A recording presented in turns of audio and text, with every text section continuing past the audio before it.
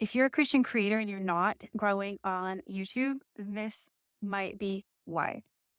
I want to go over three things that are going to be reasons why that it might be a blessing that you are not actually growing on YouTube right away. Number one is God has to test your heart. So it is a pure heart test. Galatians 1:10 says, "For am I now seeking the approval of man or of God? Or am I trying to please man? If I were still trying to please man, I would not be a servant of Christ." When I was on TikTok for, I don't know, at least a year, I had a decent following, maybe like 4,000, 40,000 likes. And I was used to getting 1,000 views every time I posted a video and with a couple hundred likes. I was happy with that. It's like good for a beginner. But then I hit like that 200 wall where couldn't get more than 200 views and I was only getting 50 likes or something. And it literally just threw me. I started second guessing. Every time I posted something, I would just delete it because I thought, oh man, it got no likes, it got no views, it's horrible. And I started second guessing myself to the point where I couldn't get out of it. I could no longer share from an authentic place of what God was speaking to me. It just messed me up to a point where I got off TikTok and I didn't speak for a year. So this channel is me getting back out of what I'd learned of you cannot look at numbers. And your heart has to be pure, trying to please God only. So you need to be speaking for an audience of one. I believe that God allows us to be small to test our hearts. Are we going to continue to be faithful in the few? God is testing our heart to see our motives. Are we in it for the money or the approval of man? Or wanting to be famous, or are we in it because we're wanting to be obedient to him and do what he's called to put on our heart? The second thing is he's creating a faith foundation in us. Basically, as we are small, this is an opportunity for us to have our confidence in God and not in ourselves. Oftentimes, if you are big, say you go viral on your first video, viral for me would have been like 10,000 views or something. Because when you're small in YouTube, you don't get a lot of views. But say you go viral and then there's pressure there to perform, then you're going to be worried about that pressure. Staying small is actually an opportunity to put your foundation in Christ because people are fickle. One day they will like you and one day they won't. If you're looking at that praise and basing your confidence off of that, when it's gone, when the views are gone, you're going to lose your confidence. I know that's what happened to me. And also, if people are coming at you with negativity, anytime you put yourself out there, anytime you get a platform, especially the bigger you are, you're going to be experiencing opposition, people that are negative, people that don't like you for whatever reason. If your confidence isn't founded on Jesus Christ and on what he's told you to do, you will be moved.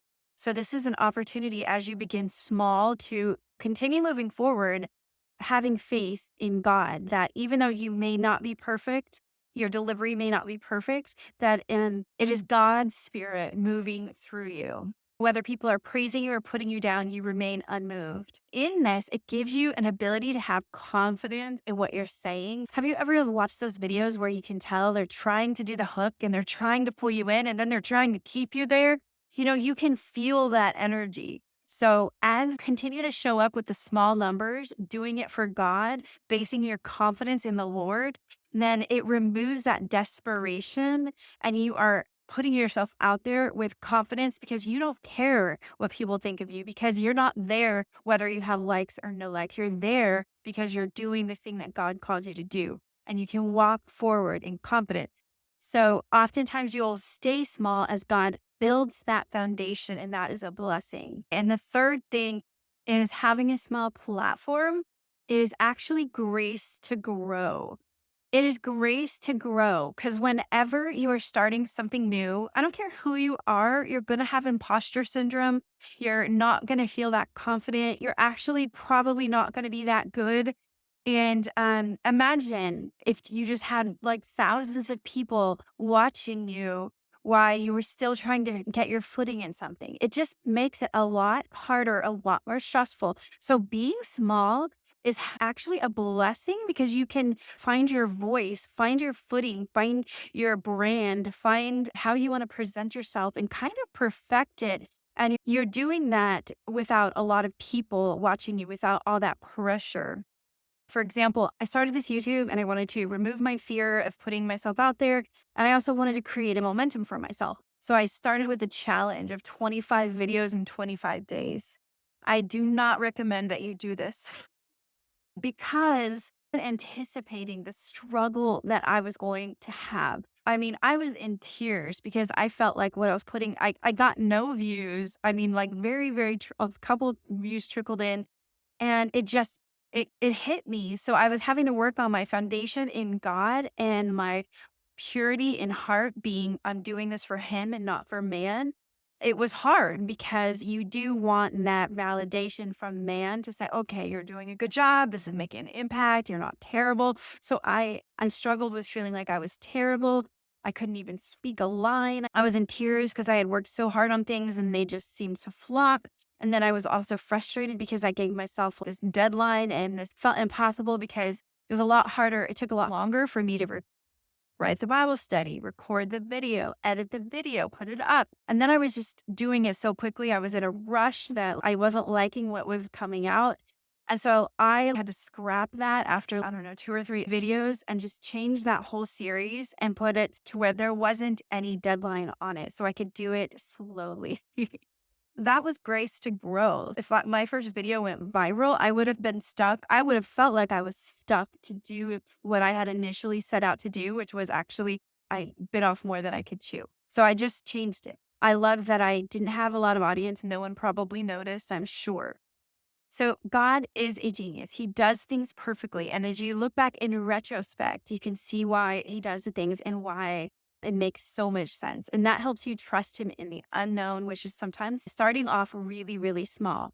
It can get discouraging, but when you're changing your thought pattern to this, to like, okay, this is me being able to do this new thing without the pressure, with being able to have my foundation in Christ and having that grace to get my footing and to grow and then gradually grow. And so I can have confidence and a firm foundation as I move forward, as God increases. And there is no doubt about it. If this is what God has called you to do, you will grow and you will increase and you will multiply. It might just be very slowly as you are faithful and as you get better at it. And he also might pivot you to something else, but you'll never know that until you continue to move forward and grow in grace and be faithful in what he's called you to do today. So I wanted to share this because I feel like there is just so many people on YouTube with like natural speaking abilities or video production abilities. And it gets discouraging because you see these huge numbers, and you just feel like, am I really supposed to be doing this? So it can be extremely disheartening when you're starting new and you only have a few views on your videos. There's a tendency to want to internalize that, to come to conclusion that you're just terrible and then you want to quit. But that would be putting your confidence in yourself and not God. You have to remember that God actually uses the weakest people, the ones who aren't qualified naturally for his greatest purposes. He chooses the weak things of the world to shame the wise. And just like Moses, someone who wasn't a gifted natural speaker, he stuttered. God chose him to confront the leader of the nation. Think if God chose you to say, confront Trump on something, and to lead the entire nation and to be God's voice. He used a man who was not naturally gifted in speaking because that is what God does. He uses the most unlikely people to do his biggest assignments because he gets the glory. And we can say the ones who couldn't speak very well, then we can say it was all God. And that is our testimony. As you stay committed to what God has called you to do, regardless of the outcome of the discomfort, whether you can see visible results or not, it creates the solid foundation that you will need as you do begin to grow and see the fruit. And you can really have freedom to do whatever God has put on your heart because you're not stressing about success. And you have freedom to be uniquely you, not trying to copy other people, but allowing your own gifts to shine. Your success is in your yes. And as you are doing the work, you can rejoice in that. God rejoices to see the work begin. He rejoices in small beginnings. If God has called you to something, in his perfect timing, he will grow you and increase you and even redirect you if you remain faithful. So don't grow weary in doing good. These are three reasons why your YouTube as a Christian creator, when you felt like God really called you to it, may be still small. And it's reasons why you should actually be happy about that and stay committed and keep doing the work. So be blessed, keep shining.